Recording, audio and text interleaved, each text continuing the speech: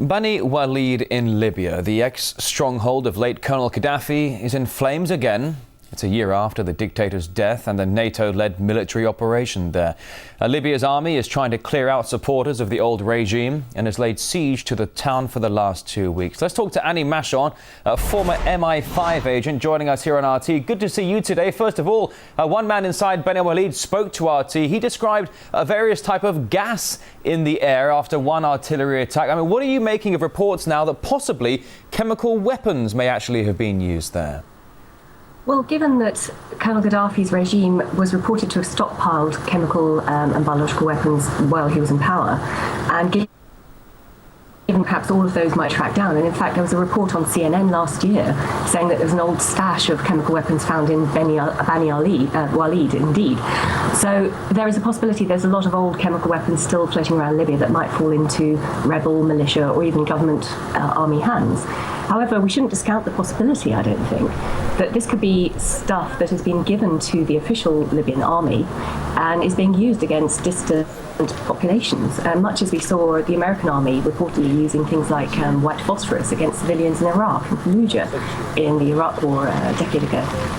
So it's ultimately unclear if indeed chemical weapons have been used in Bani Walid. It's unclear if they are old chemical weapons or if indeed they've actually been funneled in during the well over a year of conflict. Now, Annie, if I may for a moment, it's a year now, since NATO powers helped to topple the previous regime. Why is Libya still in such a state of disarray?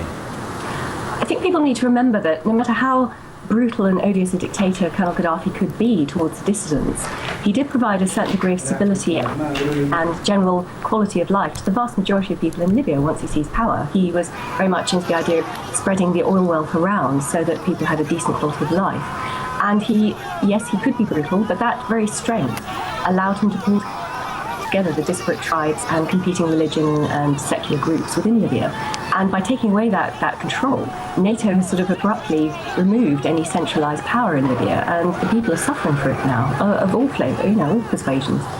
When we talk about this power struggle and ultimately the struggle to bring peace to Libya, what are the issues with, for example, the consequences of the fact that the country's new leaders have depended heavily on former rebel militias to secure cities in the absence of a strong national army? That was always going to end in a mess. And you have competing sects, you have competing groups. And as soon as you have a country which is full of such groups, and many of them angry young men with arms and weapons, you're going to have a problem.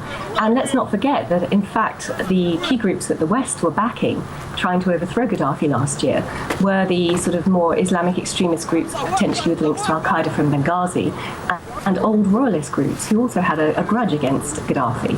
And particularly the more sort of religious side of things, groups are going to cause problems. They're going to want to impose their own type of rule on the country. And Libya has been used to a certain degree of comfort and wealth for the last 40 years, when a lot of people are not going to want to bow down to, for example, Sharia law or whatever. So, of course, it's going to be a mess.